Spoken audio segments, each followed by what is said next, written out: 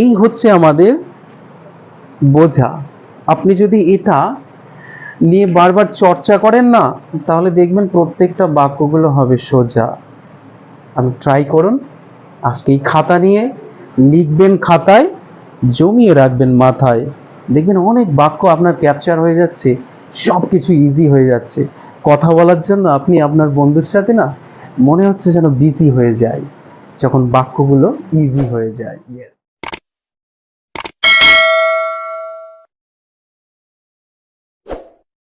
Sir, আমরা কিভাবে বাংলা যেসব বাক্যগুলো বলছি সেগুলো ইংরেজিতে খুব তাড়াতাড়ি আমরা বলতে পারবো।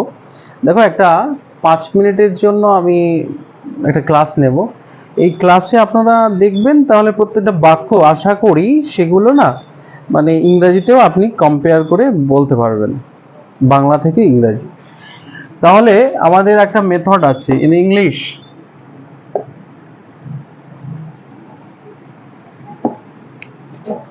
We follow subject, then verb, then object. In Bengali,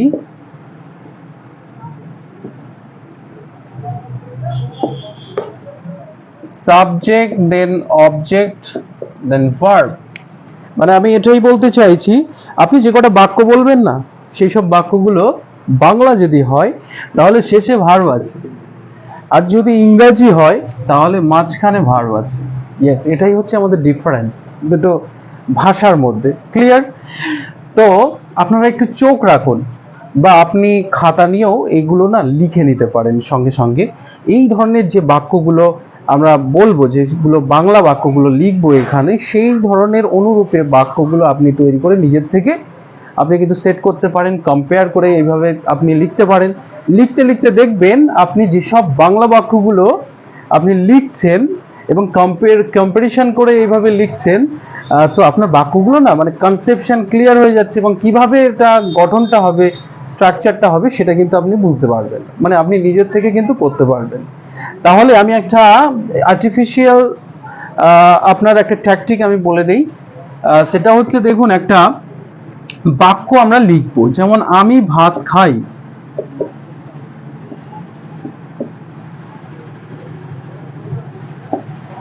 তাহলে শেষে যে শব্দটা রয়েছে সেটা ভার্ব, যেহেতু এটা বাংলা, তাহলে বাংলার যে গঠনগত বৈশিষ্ট্যটা রয়েছে সাবজেক্ট দেন অবজেক্ট ভার্ব।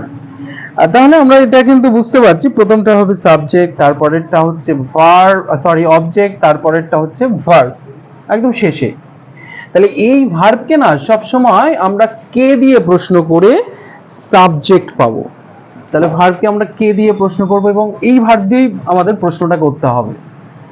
যেমন কে খায়, উত্তর আমি, তাহলে এটা হবে সাবজেক্ট, যেটা উত্তর পাবো সেটাই সাবজেক্ট। এরপরে আবার কি দিয়ে প্রশ্ন করতে হবে, কি খাই, কি অথবা কাকে দিয়ে আপনারা প্রশ্ন করবেন, যে উত্তরটা পাবেন সেটা কিন্তু অবজেক্ট। তো যদি অবজেক্ট থাকে তাহলে অবজেক্ট পেয়ে গেলাম, আর যদি না থাকে তাহলে পরপর যেগুলো পড়ে থাকবে সেগুলো সাবজেক্ট ভার্ব, এটা লেখার পরে ট্রান্সলেশন করে লিখে দিতে হবে। ইয়েস, যেহেতু আমরা এখানে অবজেক্ট পেয়েছি কি দিয়ে প্রশ্ন করে, তাহলে কি খায়, ভাত খায়, right? So we got subject, object and verb. Subject, object, verb.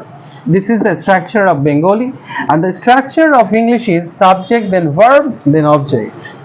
Right? এবার আমরা তাহলে সাজিয়ে নেব। I, ইংলিশের সঙ্গে যেটা কম্পারিশন, তাহলে প্রথমে সাবজেক্ট বসেছে, তারপরে খাওয়া ইংরেজি, এটা কিন্তু আমাদের জানতে হবে ইংরেজি টার্মগুলো। Eat, with the help of teeth, আমাদের দাঁতের সাহায্যে যেসব খাওয়া, ইংরেজিটা হবে ইট।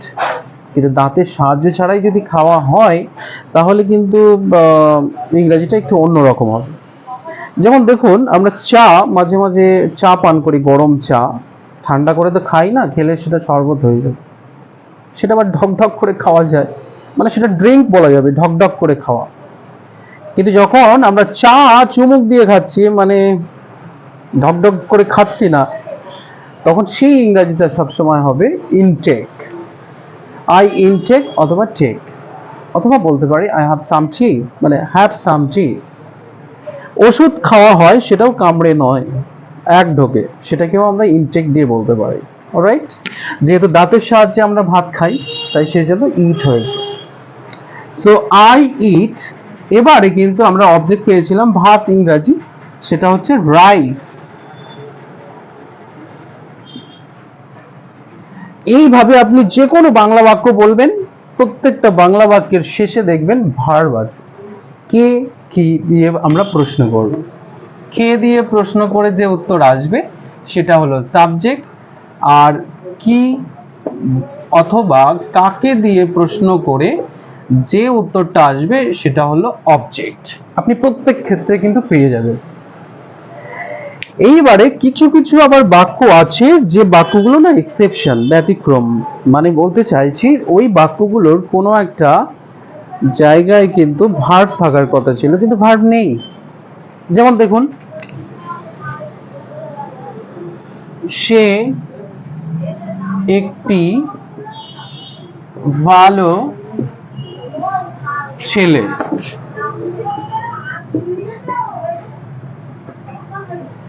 এখানে সে একটি ভালো ছেলে, কোনো ক্রিয়াপদ নেই। আপনি দেখতে পাচ্ছেন এখানে ছেলে দিয়ে শেষ হয়েছে, মানে একটা নাউন দিয়ে শেষ হয়েছে, অথচ ভার্ব নেই। এই ধরনের কিছু এক্সেপশন আছে, যেসব বাক্যগুলোর শেষে আমরা ভার্ব পাবো না সেগুলো না সবসময় এম, ইজ, আর এই তিনটে শব্দ দিয়ে আমাদের কিন্তু, মানে এই তিনটে ভার্ব দিয়ে কিন্তু আমাদের লিখতে হবে।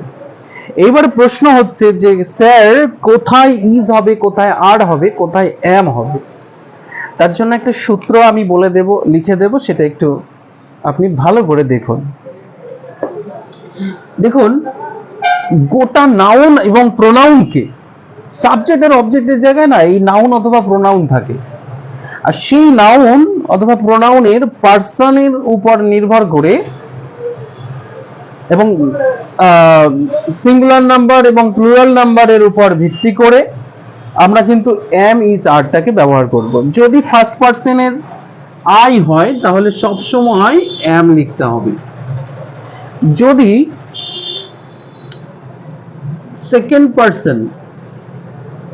সেকেন্ড পার্সনের ইউ হয়, you singular and plural both, কিন্তু সবসময় আমরা এটা প্লুরালই ধরব।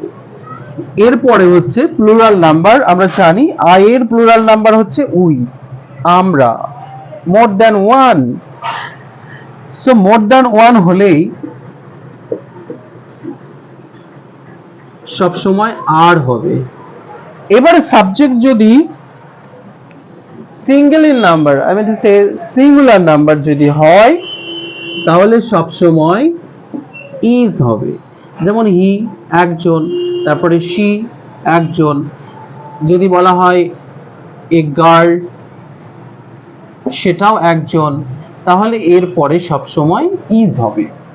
এই তিনটে ভার্ব কিন্তু আমাদের এই ধরনের বাক্যে যেখানে ভার্ব থাকবে না সেখানে কিন্তু এই তিনটে ভার্ব দিয়ে আমাদের লিখতে হবে। তাহলে এম, ইজ, আর একটা হলো আর, এই তিনটে ভার্ব দিয়ে কিন্তু আমাদের তৈরি করতে হবে। এখন আমরা এই বাক্যটাই চলে আসব, সে একটি ভালো ছেলে। একটু আপনি ব্যাক করুন তো, ঠিক এই জায়গাতে সাবজেক্ট,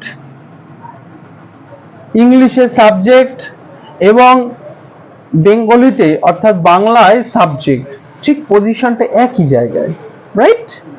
মানে একই জায়গায় সাবজেক্ট আছে, একদম উপরে আমি আছে, আমিটাই হচ্ছে সাবজেক্ট, আর এখানে সে আছে, তাহলে সেটাও হবে সাবজেক্ট, রাইট?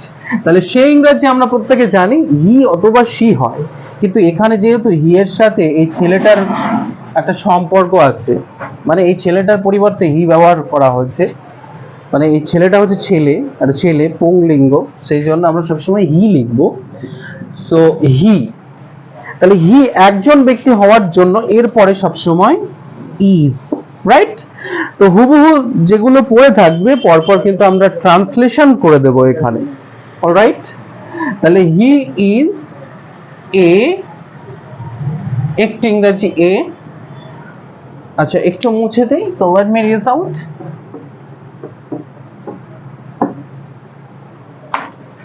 গুড, ছেলে ইংরাজি boy, full stop. Thank you so much. কেটে দাও।